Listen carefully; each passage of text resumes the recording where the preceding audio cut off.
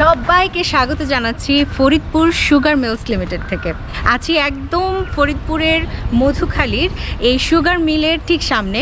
আপনাদেরকে সাথে নিয়ে আজকে ঘুরে ঘুরে দেখব এই সুগার মিলটার ভেতরের কর্মযজ্ঞ। চলেন ভেতরে চলে যাই, দেখে আসি এখানকার কল কারখানাময় যে কার্যক্রমগুলো চলছে সেগুলো আসলে কিভাবে হয়ে থাকে, কিভাবে আখ থেকে চিনি প্রস্তুত করা হয়। ফরিদপুর সুগার মিলের নির্মাণ কাজ শুরু হয় 1974 সালে এবং 1977 সাল থেকে এতে চিনি উৎপাদন শুরু হয়। এটি বাংলাদেশের দক্ষিণ পশ্চিমাঞ্চলের একমাত্র ভারী শিল্প প্রতিষ্ঠান, যেটি দৈনিক প্রায় 1000 মেট্রিক টন আখ মাড়াই করতে পারে এবং বার্ষিক উৎপাদনের ক্ষমতা প্রায় 10,000 মেট্রিক টন। কারখানাটিতে ভেতরে প্রবেশের ক্ষেত্রে জনসাধারণের জন্য কিছু বিধিনিষেধ রয়েছে। আমরা কর্তৃপক্ষের অনুমতিক্রমে ভেতরে প্রবেশ করি। বিরাট বড় এরিয়া, ট্রাকে ট্রাকে হচ্ছে আখ এনে রেখেছে, এগুলো দিয়েই তো প্রসেস করে হচ্ছে কি হবে চিনি। মূল কারখানায় প্রবেশের সময় ঠিক বাইরেই দেখতে পেলাম বিভিন্ন জায়গা থেকে ছোট বড় যানবাহনের মাধ্যমে অনেক অনেক আখ এনে জড়ো করা হচ্ছে, আর সেই আখগুলো ভারী যন্ত্রের মাধ্যমে কেটে কেটে মূল কারখানার একটি বিশেষ ব্যবস্থায় প্রেরণ করা হচ্ছে।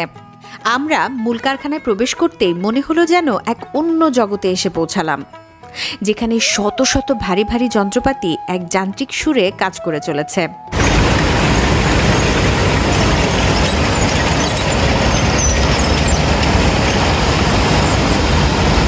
চিনি তৈরি করার ক্ষেত্রে প্রথমেই আখ মাড়াই করে রস তৈরি করা হয়, যা বাষ্পীভূত হয়ে একটি সিরাপে পরিণত হয়। তাতে সালফার ডাই অক্সাইড প্রয়োগে ব্লিচ করা হয় এবং আরও ঘনত্বের জন্য ভ্যাকুয়াম প্যানে পাঠানো হয় এবং এভাবেই চিনির দানা তৈরি করা হয়।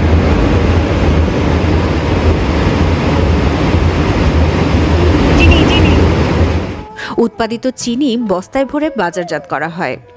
সত্যি বলতে চিনি তৈরির প্রক্রিয়াটি বেশ জটিল, আর এই টেকনিক্যাল বিষয়গুলো আমাদের মতো সাধারণ মানুষের পক্ষে বোঝা অতটা সহজও নয়। তবে এটাও ঠিক, আখ থেকে চিনি তৈরির এই বিশাল কর্মযজ্ঞ দেখে অভিভূত না হয়ে পারা যায় না। আজকে আপনাদের ঘুরে ঘুরে দেখালাম এখানকার যতটুকু সম্ভব, আসলে ভিডিও করা এখানে নিষিদ্ধ, তারপরও আমরা উইথ পারমিশন যতটুকু অল্প অল্প নেওয়া সম্ভব হয়েছে আমরা দেখানোর চেষ্টা করেছি। তবে এখানে বিশাল কর্মযজ্ঞ। আমি আসলে এগুলো মুভি এবং বিভিন্ন নাটক সিনেমায় দেখেছি যে এইভাবে কোনো কল কারখানা আসলে মিল চলে, তো সেটা আজকে চোখে দেখার সৌভাগ্য হলো। আমার তো ভীষণ ভালো লেগেছে, আশা করছি আপনাদেরও ভীষণ ভালো লেগেছে। ভালো লাগলে অবশ্যই সুন্দর একটি মন্তব্য করে জানাবেন কেমন লাগলো। সাথেই থাকুন আমাদের ফেসবুক পেজের এবং ইউটিউব চ্যানেল, সেই সাথে টিকটকেও কিন্তু আমাদের ব্লগগুলো যাচ্ছে, ফলো করতে পারেন আমাদের ফারজানা অ্যান্ড ফয়সালস ব্লগকে।